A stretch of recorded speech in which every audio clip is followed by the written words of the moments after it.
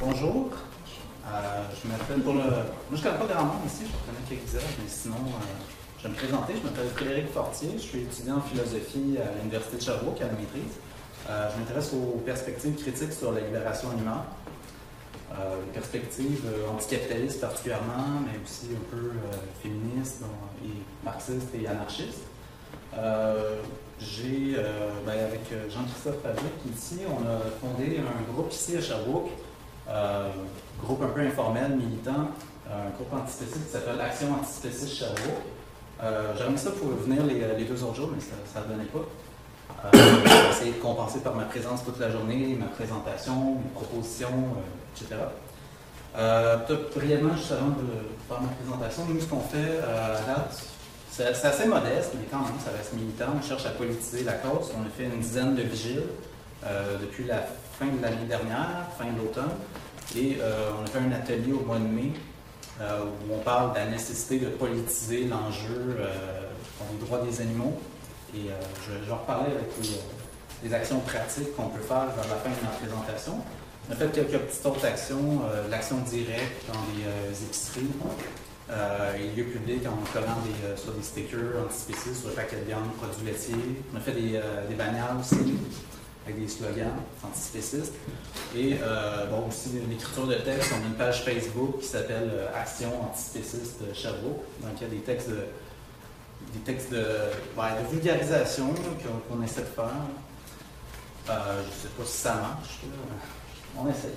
Donc, je vais faire aujourd'hui une présentation sur des stratégies théoriques et pratiques pour la libération animale.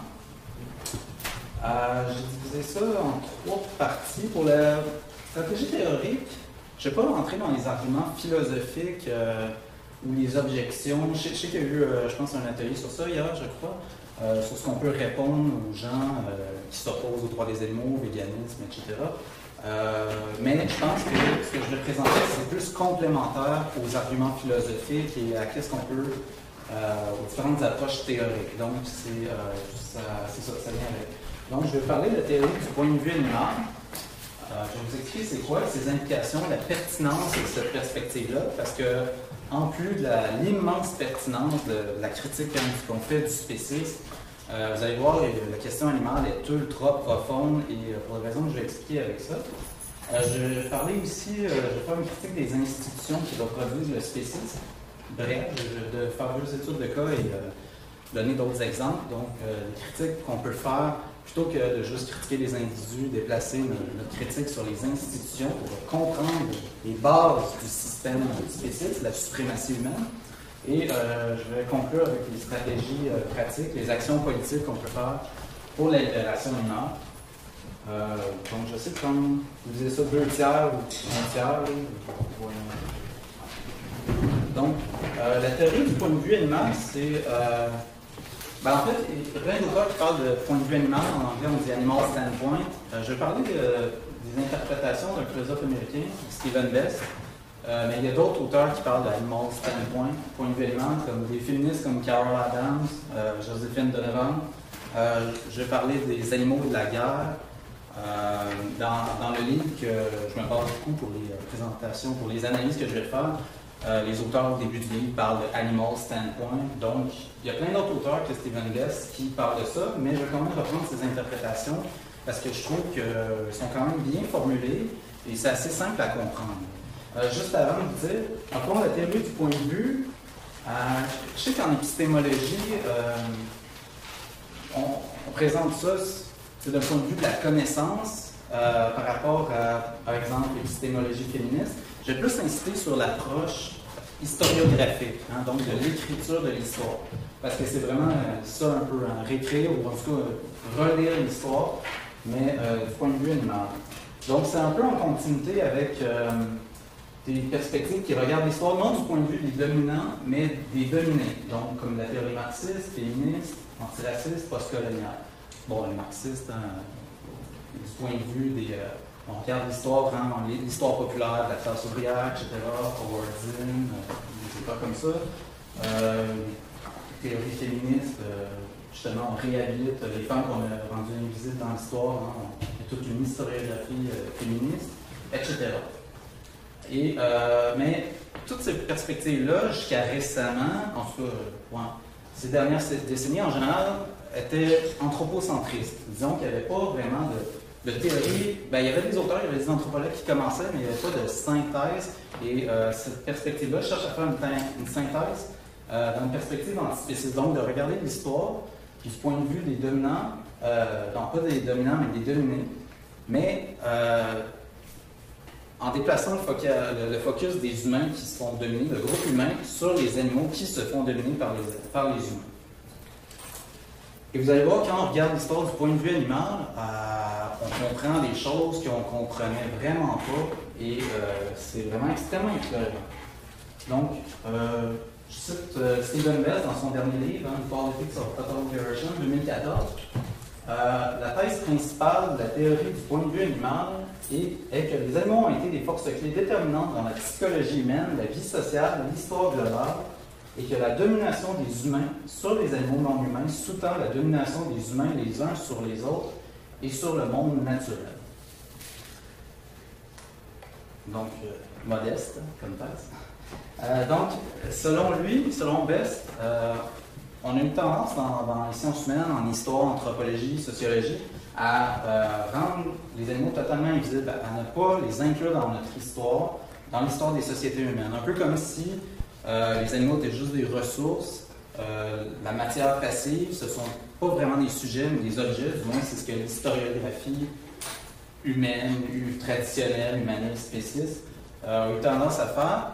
Et les animaux, on s'y intéressait vraiment plus, on les a comme classés dans l'histoire naturelle, l'histoire des espèces, les espèces sauvages, en bonne partie, essentiellement.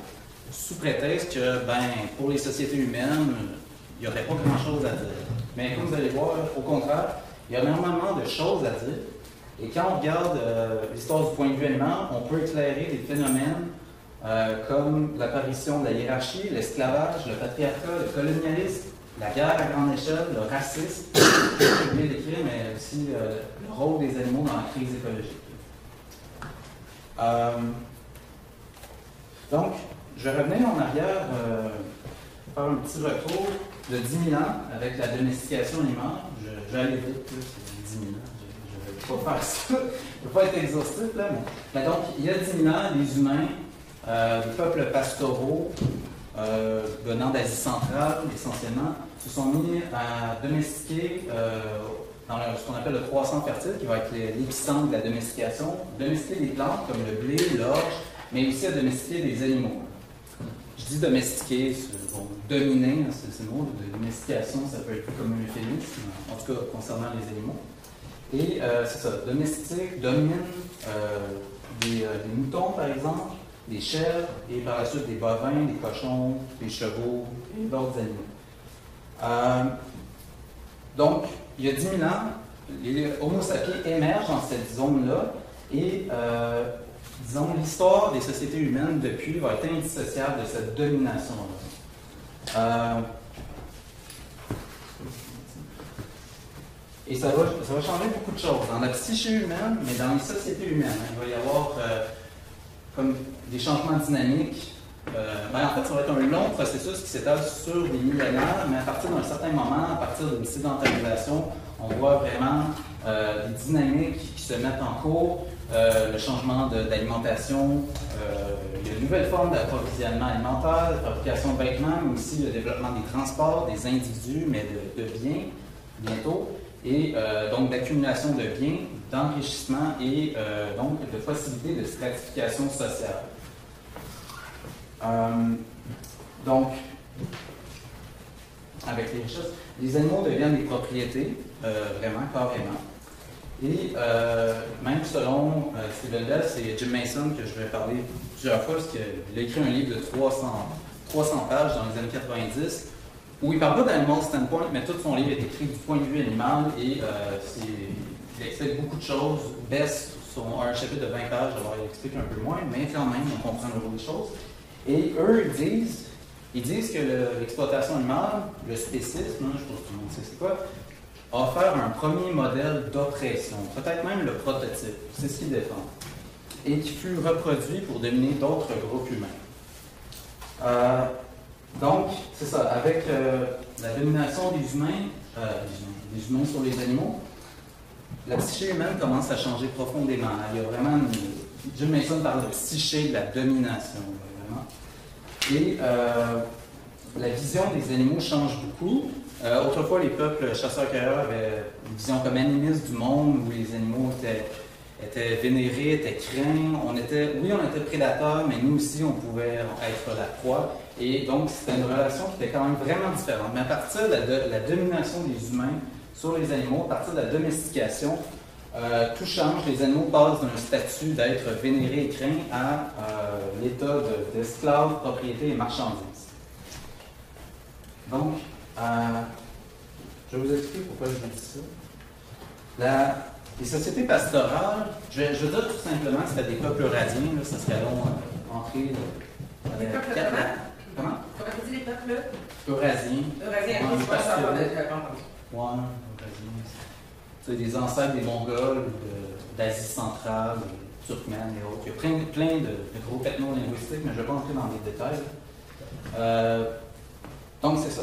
Ces sociétés-là qui vont se sédentariser vers 6 000 ans, 4 000 ans avant l'ère chrétienne en Mésopotamie, étaient dominées par les hommes. C'est ce que défend Elizabeth Fisher dans sa thèse classique. Fisher n'est pas une antispéciste, c'est une anthropologue féministe, mais dans son livre, elle a peut-être un chapitre, et ici et là, dans quelques autres chapitres, où elle parle vraiment de l'impact, de comment ça s'est produit, comment la domestication a été un modèle vraiment pour dominer, que les hommes dominent les femmes. Donc, pourquoi les hommes, Fisher et Jim Mason disent que c'est parce que les hommes chassaient davantage. Les femmes pouvaient chasser, mais les hommes plus, c'était devenu une spécialité masculine depuis longtemps. Et donc, ils connaissaient mieux la mobilité des animaux. Et ils étaient plus à proximité, et ce serait eux qui auraient capturé les animaux et qui se seraient approprié la spécialité d'élevage, de l'élevage, si vous voulez. Et donc, avec le temps, avec les siècles, les millénaires, ils se sont mis à contrôler, à choisir des traits particuliers pour la reproduction, selon leur volonté, et à les contrôler leur mobilité, leur alimentation, leur croissance et reproduction. Donc, un premier modèle de l'appropriation du corps et de contrôle de la reproduction apparaît. Vraisemblablement, selon Fisher, Mason et quelques autres anthropologues que j'ai lus, le patriarcat n'existait pas avant la révolution néolithique. Il n'y aurait pas du moins de système permanent, à part entière, où les hommes dominent les femmes. Il y avait une division, là, je ne vais pas dire du travail, mais des tâches de subsistance, chasse-cueillette, etc.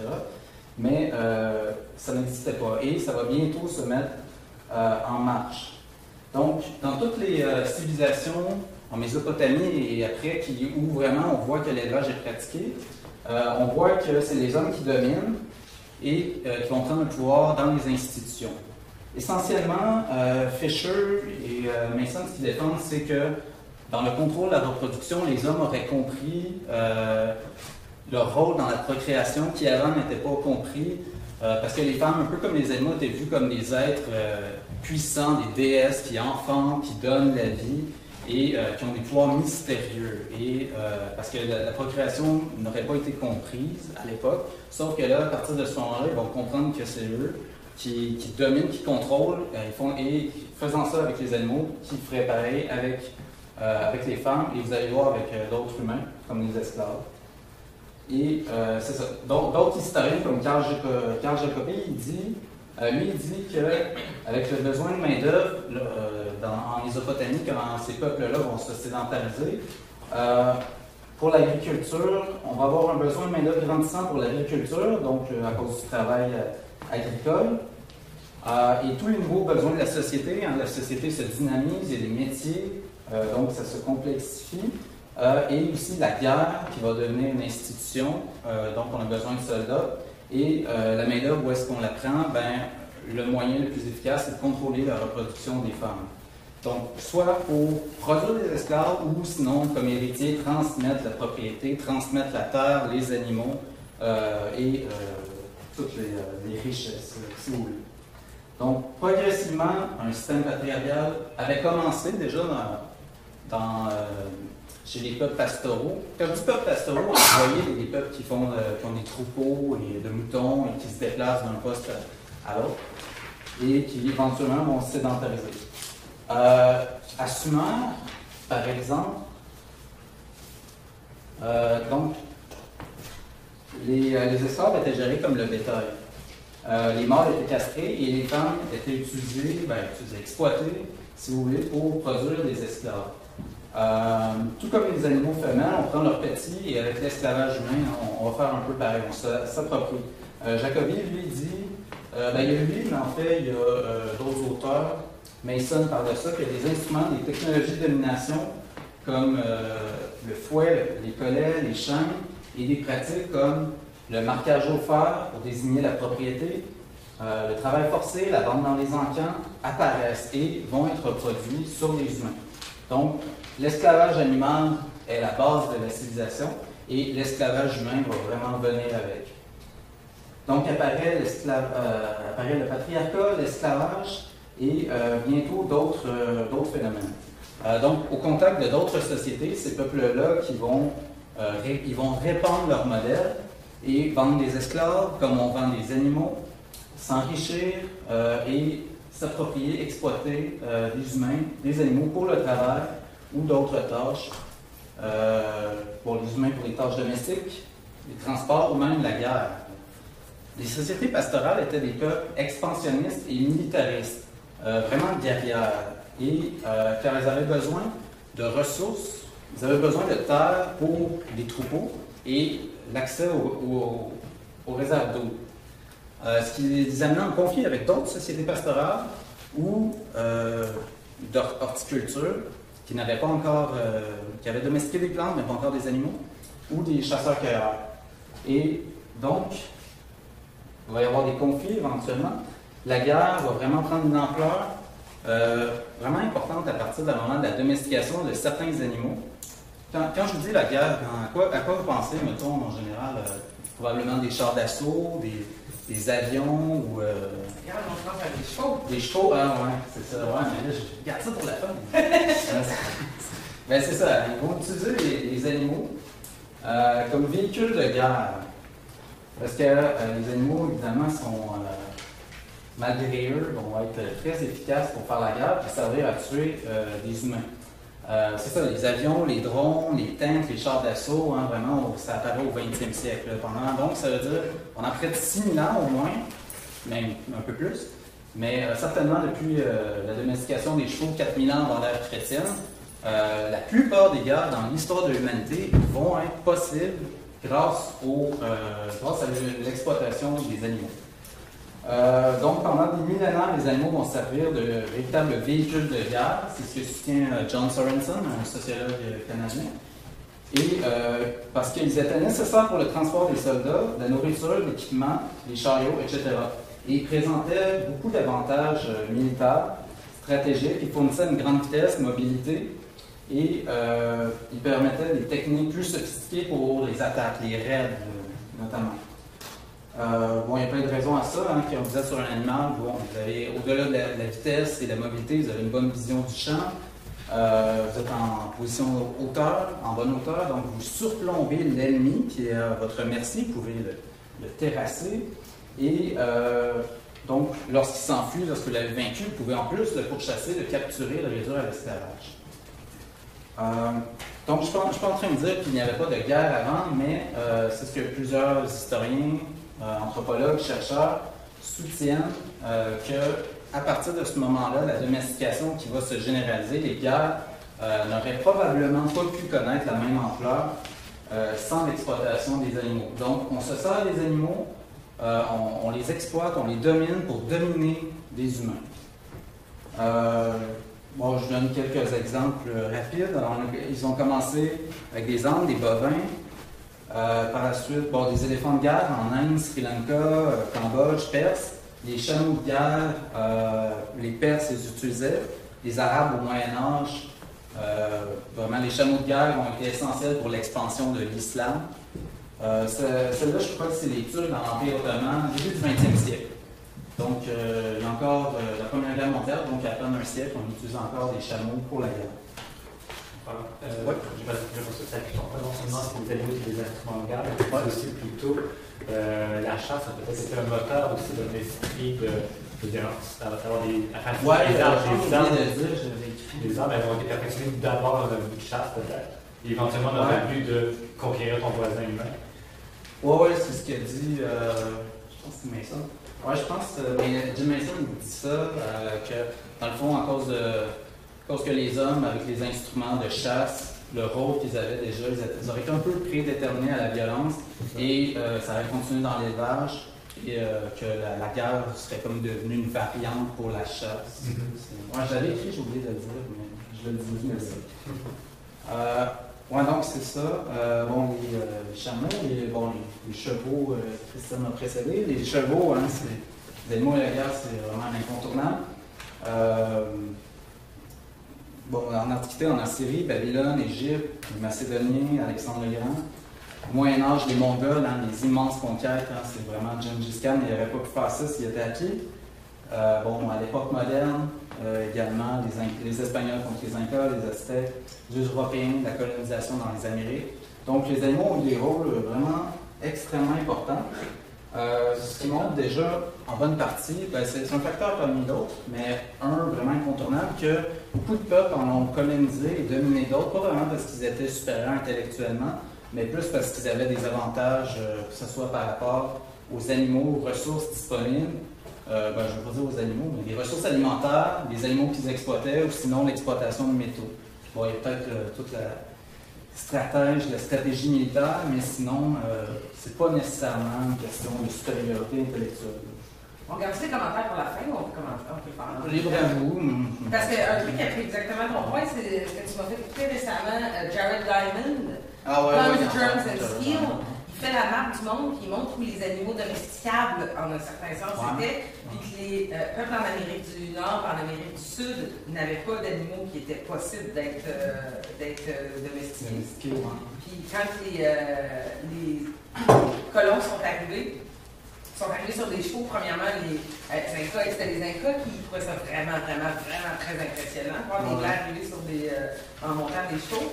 Puis que ça a fait en sorte qu'une grande partie de la domination des peuples occidentaux sur les Autochtones en Amérique s'est faite d'une manière aussi non intentionnelle parce qu'on a juste amené énormément de maladies. Puis nous autres, on avait développé une résistance à des maladies qui nous avaient été données par les animaux domestiques, la proximité, puis l'autre, il n'y avait pas du tout. C'est ça son truc de Guns, Germs and Steel, c'est le germ qui s'est fait en sorte. Les germes, c'est des maladies aussi. C'est une question de la domestication du cheval, c'était où le cas? Je pense que c'est Ukraine et Russie du Sud, 4000 ans à peu près avant l'ère chrétienne, si je ne me trompe pas. Ah oui, c'est récent. Ouais, mais 6000 ans. Bien avant les bœufs. Bien après les bœufs. Ouais. On commençait, c'est ça, les ânes, les bovins, et aussitôt que Sorensen, c'est ce qu'il dit dans un texte dans ce livre-là, Animals and War, il dit que justement, aussitôt qu'on s'est rendu compte. Je l'ai fait acheter à l'Université de Sherbrooke, mais il coûte super cher, il n'est pas achetable, en tout cas sur Amazon.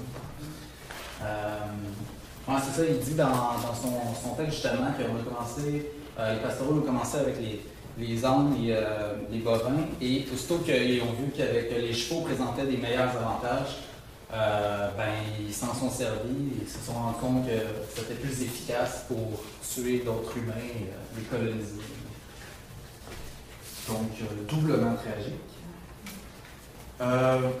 Ouais, donc, en plus de l'esclavage, patriarcat, la guerre, le spécisme, si je reviens à l'idée que c'est un modèle d'oppression, va permettre d'établir des catégories hiérarchiques. Dans plein de cas, pour plein de groupes humains.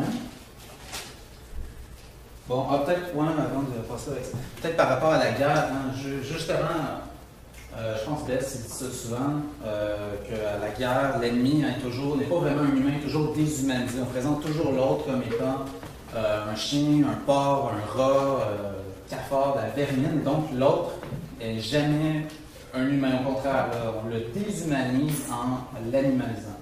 Et c'est pas mal la même chose qu'on va faire avec différents groupes, donc certainement avec le racisme et l'esclavage envers les Africains.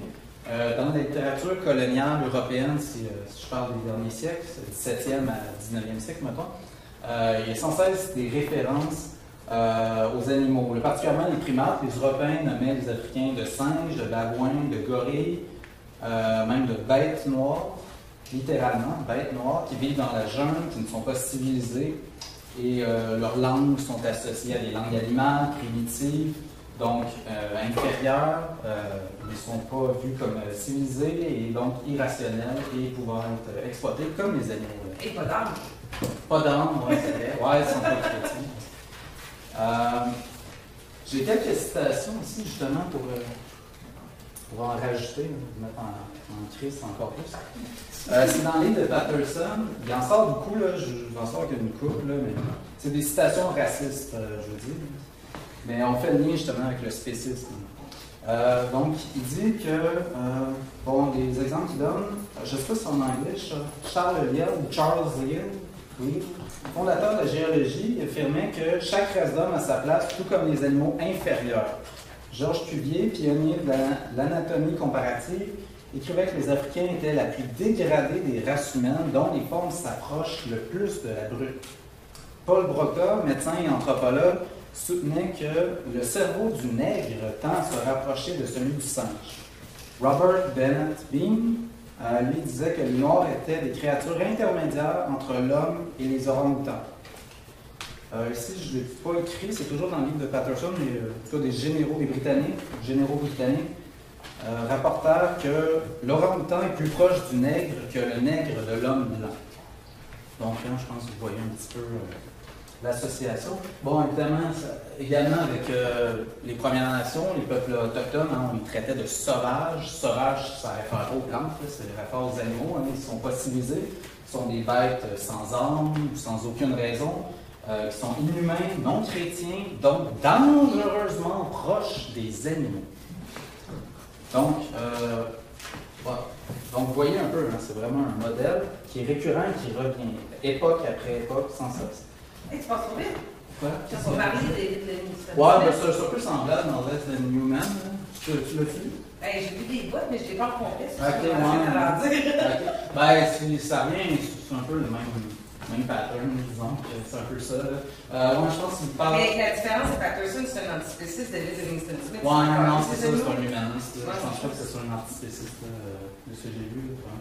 Ouais, c'est ça. Mais il parle aussi des Juifs, que c'est non seulement le racisme, mais l'esclavage, mais le lien avec des génocides comme les nazis. Les nazis traitaient les Juifs de vermine juive.